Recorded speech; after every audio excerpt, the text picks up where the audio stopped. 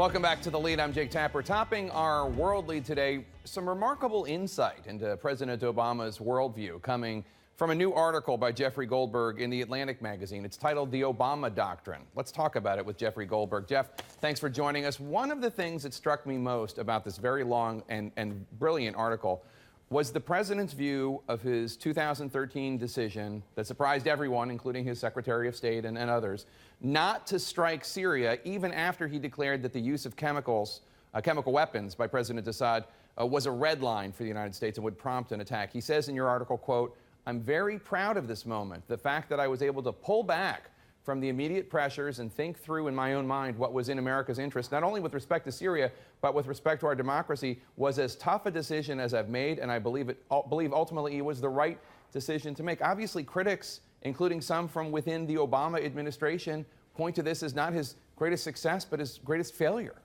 Right. And so that's why I wanted to go at it, because I thought it was a hinge moment in his presidency. And, you know, what he explained to me is as follows. You know, he was following what he calls the Washington playbook, which is you use military force if somebody violates your demands or your wishes. And he realized that at a certain point in that process, even though he laid down that red line, that he didn't want to go down what he saw as a very slippery slope toward total engagement in Syria. And so at the last moment, on August 30th of 2013, he decided that, you know what, I'm not going to do this. I'm not going to do what some of my predecessors might have done. I'm going to find another way to get out of this jam. And it's been obviously the source of a great deal of criticism from inside Washington and obviously from allies in the Middle East and in Europe since then. And obviously the decision looked questionable then, and now with the rise of ISIS and the complete deterioration of the country of Syria, hundreds of thousands of lives lost, millions of refugees, ISIS establishing a caliphate, perhaps it looks even worse. Does the president in any way think that that decision may have helped pave the way to the rise of ISIS?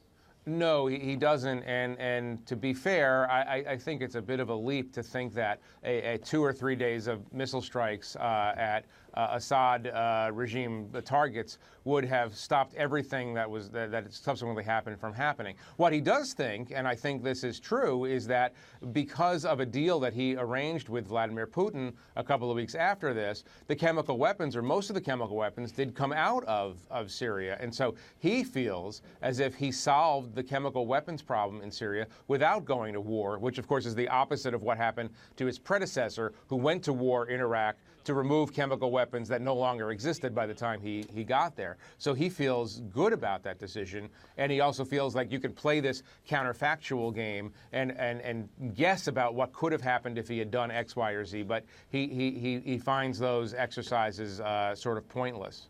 You have an anecdote in the article that was extremely interesting. The president would often compare the role and rise of ISIS to a scene in the Batman movie, The Dark Knight, where all the leaders of all the gangs in Gotham are meeting and talking about their territories. Mr. Obama said, quote, "The Joker comes in and lights the whole city on fire. ISIL is the Joker. It has the capacity to set the whole region on fire. That's why we have to fight it." But Jeffrey, it doesn't seem like the strategy to fight ISIL or ISIS has been that effective. Well, you know, I'm not here to defend or lambast the administration. I would say that he certainly has raised ISIS to a top-tier national security threat, unlike the Assad regime, which we were just talking about, right? He does not consider the Assad regime a direct national security threat to the United States.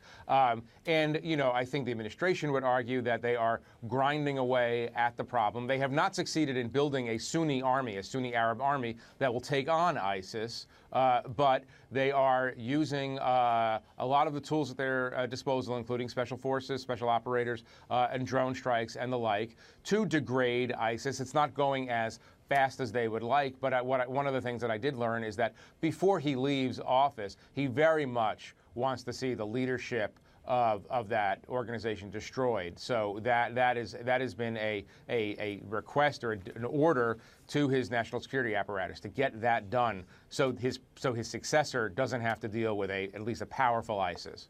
Jeffrey Goldberg, thanks so much. The article is The Obama Doctrine. It's in the new issue of The Atlantic. The Obama Doctrine, How He Shaped the World. Jeffrey Goldberg, thank you so much. Thank you.